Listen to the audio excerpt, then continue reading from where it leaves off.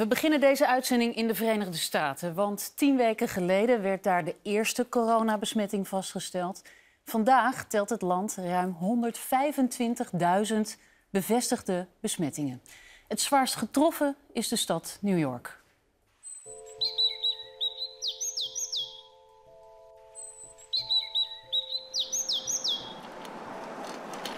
There is fear here, particularly in New York, which has 1/3 of all the cases right now. We could see some of those scenes from Italy here. Somebody should have realized that this was an emergency, and it took 2 or 3 weeks after that before people began to say, we have a real problem. My parents really wanted me to come back because they love me and they want to make sure I'm safe. And the idea of their daughter being here in New York City when this pandemic is popping off is terrifying to them. Elke 3 tot 4 dagen verdubbelt het aantal bevestigde coronabesmettingen in New York. Daarmee is de stad uitgegroeid tot het nieuwe epicentrum van de wereldwijde pandemie. De angst is dat het zorgsysteem nu bezwijkt. Hell. Biblical. I kid you not. People come in, they get intubated, they die, the cycle repeats.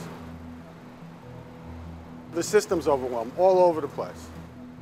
Professor en medicus Michael Merson ziet vanuit zijn woning in New York hoe de coronapandemie zijn stad lam legt. I've been in self-quarantine now for about 2 weeks, primarily because I'm in a high-risk category. I'm over 70.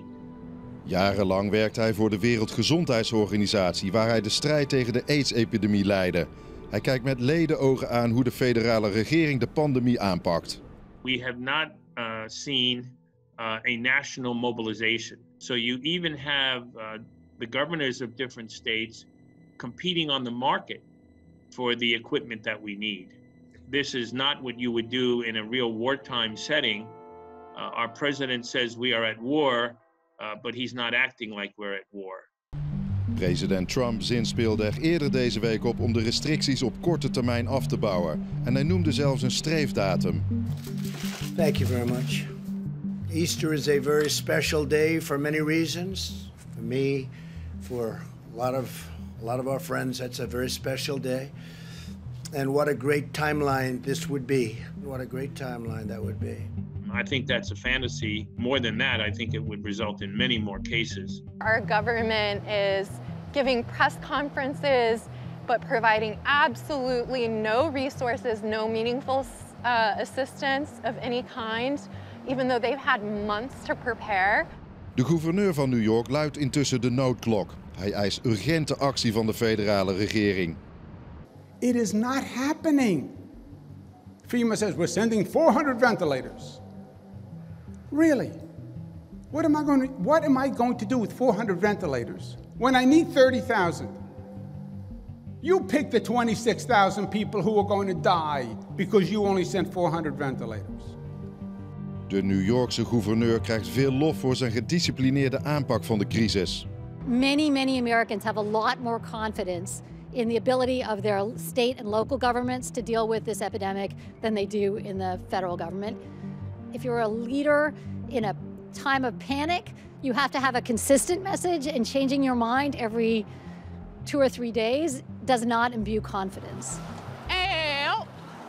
Morgan Sykes werkte tot voor kort in een fietsenwinkel. Net als vele duizenden New Yorkers heeft ze haar baan verloren door de crisis.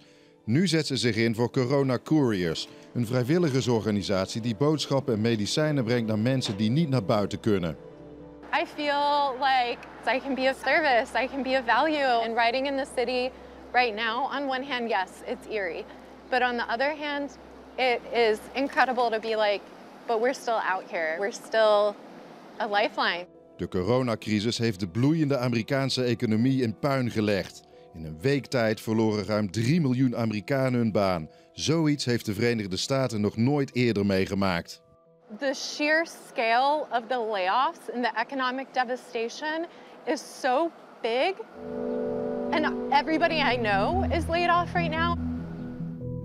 It's a question of whether what happens next exposes structural flaws in the nature of the American economy, or if this is just like a really terrible storm. The virus doesn't know anything about red states, blue states. The virus doesn't know about recessions. It's our enemy now, and we need to take actions first and foremost against the virus. On a personal level, it's therapeutic.